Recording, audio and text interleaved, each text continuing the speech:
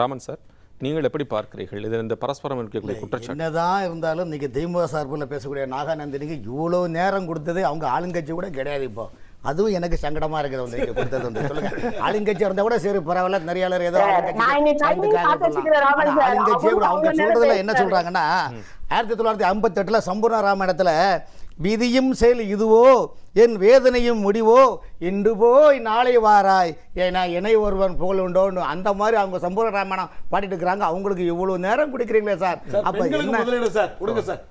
சரிங்க சரிங்க ரைட் பரவாயில்ல சரி ரைட் இருங்க மேடம் இருங்க நீங்க பேசுங்க. அவங்க வந்து என்ன சொல்கிறாங்கன்னா இன்றைக்கி வந்து காங்கிரஸ் கட்சியினுடைய எம்பி விருதுநகர் எம்பி மாணிக்க தாக்கூர் என்ன சொல்கிறாரு, அதிமுகவும் திமுகவும் கூட்டணி வைக்கிற நிலைப்பாடு உதயநிதி ஸ்டாலினும் சபரீஷனும் முன்னின்று எல்லாம் செயல்படி அவங்க கொடுத்தாங்க என்ன சொல்கிறாங்க. ஆக்சுவலாக அந்த பிரச்சனை தேர்தலுக்கு முன்பே 6 மாதம் முன்னாடியே கூட்டணியில் பங்கு கொடுங்க கூட்டணியில் பங்கு கொடுங்கன்னு சொல்கிறாங்க. திமுக என்ன சொல்லுது, எங்கள் இதில் வந்து இதுவரைக்கும் கிடையாது, மாநிலத்தில் ஏடிஎம்கேல வந்து மத்தியில் தான் நாங்கள் கூட்டணியாக இருப்போம், மாநிலத்தை ஒண்டியாக சாப்பிடுவோம் என்ன சொன்னாங்க. ஒண்டியா சொன்னா ஒண்டியா ஆட்சி அமைச்சு ஒண்டியா சாப்பிடுன்னு அர்த்தம். ஏன்னா நாகநந்தினி எல்லாம் உசார் அதெல்லாம் கரெக்டாக கேட்டுடுவாங்க. சுயாட்சி ஆமாம் ஆமாம் சுயமாக சுயாட்சி நடத்தி சுவையாக சாப்பிடுவார்கள் என்பது பொருள். அவ்வளோதான் வந்து அதனால இந்த நிலைப்பாடு இதில் உள்குத்து எதுவும் இல்லையே. அது நீங்க நினைச்சா என்ன பண்ணி ஒன்று சார், நீங்களே நாகநந்திரிக்கு பான் எடுத்து குடிக்கிறீங்க. நான் கேட்குறேன் உங்ககிட்ட.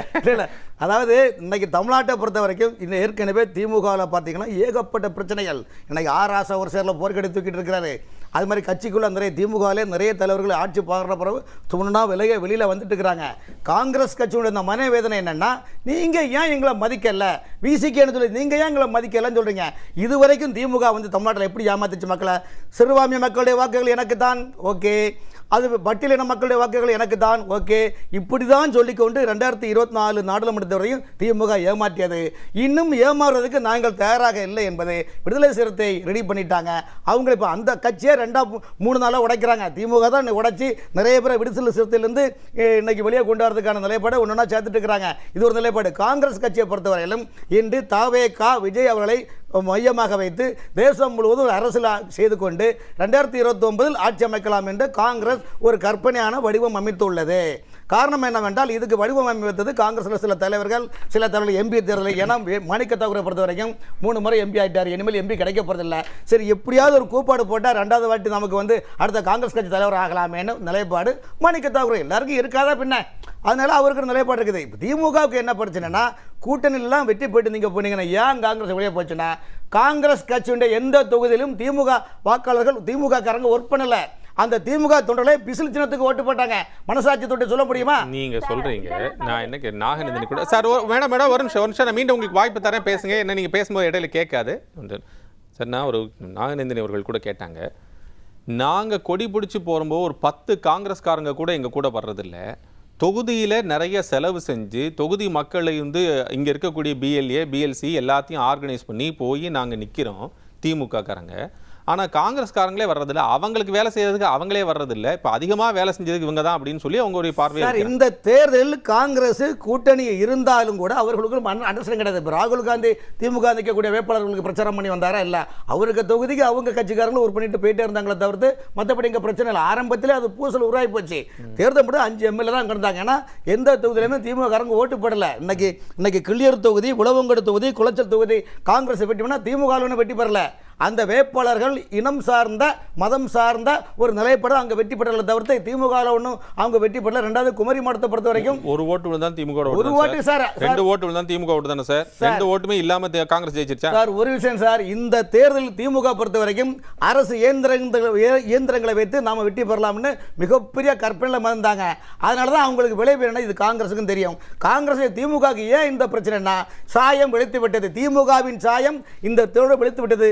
அது ஏனென்றால் சிறுபான்மை மக்களை ஏமாற்றினார்கள், பட்டியலின மக்களை ஏமாற்றினார்கள். இனிமேல் எடுபடாது. காரணம் என்றால் அந்த வாக்கு வங்கிகள்லாம் தாவேக்கானுடைய வாக்கு வங்கியாக சென்று விட்டது. திரும்பவும் சொல்லக்கூடிய சூழ்நிலை இருக்கிறது என்றால் திமுக என்ன பேசுறதுக்கு எது செய்யறதுக்கு நம்முடைய மேட்டெல்லாம் வெளியே வந்துருமான்னு பல விஷயங்கள் சஞ்சலப்பட்டிருக்கிறாங்க. அதனால தான் நாகானந்தனுடைய பேச்சே பாருங்க எவ்வளவு தடுமாறி பேசுறாங்க. அவங்க ஐயோ என்ன ஆகுமோ என்ன இந்த பேச்சு இதுவரைக்கும் பேசுற நாகானந்தனுடைய பழைய உரையாடலை பாருங்க, இன்னைக்குள்ள உரையாடல் பாருங்க, என்ன சொல்றதுக்கு ஏது செய்யறதுக்குன்னே தெரியல. அவங்க தப்பி தவறி தாவேக்கால போய் சீட்டு வாங்கினா கூட ஜெயிச்சு ஒரு மந்திரியாக கூட இருக்கலாம். ஆனால் இன்னைக்கு ஏதோ அவங்க வரைவலத்தில் இருக்கிறாங்க, இந்த அளவுக்கு பேசுறாங்க, முழுக்க தவறான தகவலை இந்த அரங்கத்தில் கொடுக்குறாங்க. காங்கிரஸ் நீங்க தவறான தகவலை பதிவு செய்யறதா அவங்க சொல்றாங்க சார். அவங்களுக்கு உண்மை கசக்குங்களா? எப்பவுமே உண்மை கசக்கும் சார். ஏன்னா அவங்க முழுக்க தமிழ்நாட்டு மக்களுக்கு கசப்பான பொருட்களை கொடுத்து நான் இப்படி ஒரு கேள்வி கேட்கிறேன். நீங்க சொன்ன ஒரு நிமிஷம் மேடம், சரிங்க, ஒரு நிமிஷம். நான் என்ன கேட்கிறேன் சார், சிறுபான்மையின மக்கள் நீங்க இது வரைக்கும் வாக்கு திமுக வந்து அவங்களுடைய வாக்கு மாறாக வேறு எங்கு வாக்கு செலுத்தி இருக்கிறார்கள், நீங்க ஒரு தரவு கொடுங்க, நான் அதை அக்செப்ட் பண்றேன் சார். வேற கட்சிக்கு அதிமுகவுக்கு சிறுபான்மையின் வாக்குகள் வந்திருக்கு. இந்த முறை தமிழ்நாட்டில் உள்ள சிறுவை இந்த முறை விட்டுருங்க, இந்த முறை வந்து விட்டுருங்க. நீங்க இப்ப சொன்னீங்கல்ல அவங்களுடைய எண்ணிக்கை ஒரு 12% திமுக வந்து ஆரம்பிக்குது அப்படின்னா சோஃபார் எப்படி இருந்திருக்கு? இதுக்கு முன்னால் பார்த்தீங்களா சார், திமுக ஒரு பிம்பத்தை கிளப்பி மதவாதியான ஒரு நிலைப்பாடு உருவாக்கி பாஜக வந்துடக்கூடாது, ஆகவே சிறுபான்மை மக்களை எனக்கு ஆதரவுதார்கள் என்று சொல்லு ஒரு புறம். அப்புறம் விடுதலை சிறுத்தை திருமாவளவர்களை திருப்திப்படுத்துறதுக்காக பட்டியலின மக்கள்லாம் என் பின்னால் தான் இருக்கணும்னு ஒரு நிலைப்பாடும் இந்த மாதிரி ஒரு ட்ராமா நடித்தாங்க. இந்த ட்ராமாவுடைய சாயம் வந்து இந்த தேர்தலில் வெளுத்து போச்சு. காரணம் இந்த மக்கள் எல்லாமே இன்னைக்கு வந்து தாவேக ஓட்டு போட்டாங்க, திமுக ஓட்டு இல்லை. என்ன காரணம்? திமுக இன்னும் 6 மாதம் கழிச்சு பாருங்க, அண்ணா திமுக இப்போ என்ன பிரச்சனை, தள்ளாடி நடந்து நாங்கள் அந்த மாதிரி ஒரு நிலைப்பாடு உருவாகக்கூடிய சூழ்நிலை இருக்குது. அதற்கு தான் திமுக தலைவர் கட்சி கூட்டத்தில் இந்த தோல்வியை நானே ஏற்றுக்கிறேன். ஏன் சொன்னார் தெரியுமா? அந்தந்த மாவட்டத்திலேயோ நீங்க எஸ்.ஆர். ராஜா மேல குற்றம் சொன்னாலோ, தாமா அன்புசன் குற்றம் சொன்னாலோ, மதுரை மூர்த்தி மீது குற்றம் சொன்னாலோ, கே நேரு மீது குற்றம் சொன்னாலோ, ஏவா வேலு மீது குற்றம் சொன்னாலோ பிரச்சனை கட்சி உடையும். இந்த கட்சி உடையவரை திமுக விரும்பவில்லை. கடத்தால் உங்கள் பாவ திரும்பலாம் நானே ரட்சிக்கிறேன், நானே மீட்பெரும் இரட்சகரும் போதகமாக இருக்கிறேன் என்று அந்த மாதிரி நிலைப்பாடு உருவாக்கி திமுக தன்னை தற்காலிகமாக ஒரு திடகாத்திரமான தப்பிக்கொள்ளக்கூடிய சூழ்நிலை இந்த திமுக உள்ளது. ஆகவே தான் அவர்கள் காங்கிரஸ் கட்சி மீது வசைப்பட காரணம் என்றால் தாவேகாவுடைய கூட்டணி சேர்ந்து விட்டால் எதிர்காலம் தன்னுடைய பட்டத்து இளவரசருக்கு வேலை மகுடம் சூட்டக்கூடிய நிலைப்பாடு உள்ளது. இனிமேல் வராது என்ற ஒற்றை இலக்கம் நோக்கி தான் திமுகவுடைய கற்பனை கோட்டையை தாவேகா தகர்த்துள்ளது. அந்த தாவேகா தகர்ப்புக்கும் தாவேகாவுடைய ஆட்சி அமைப்புக்கும் திமுகவுடைய தகர்ப்புக்கும் பிள்ளையார் சுட்டுப்படுது திருச்சி வேலை போன்ற ஒரு விஷயம் சொல்லட்டுமா? தமிழிசை மேடம் வந்து காலையில் செய்தியாளர் சந்திப்பு என்ன சொன்னாங்கன்னா, முதலமைச்சர் திரு விஜயும் கவனமாக எச்சரிக்கையாக இருக்க வேண்டும். எதற்காக? திமுக வந்து முதுகுல குத்திருச்சுன்னு உதயநிதி அவர்கள் விமர்சனம் வைக்கிறாங்க, உங்க முதுகுலையும் குத்தும், நீங்க எச்சரிக்கையா இருங்கன்னு தமிழிசை சுந்தரராஜன் மேடம் வந்து பிரஸ் மீட் பண்ணிருக்காங்க. அவங்க சொல்லல தப்பு இல்லை, ஒரு கருத்துக்களை பாஜக கூட தான் திமுக. எதுக்காக பேசுறீங்க எனக்கு புரியல.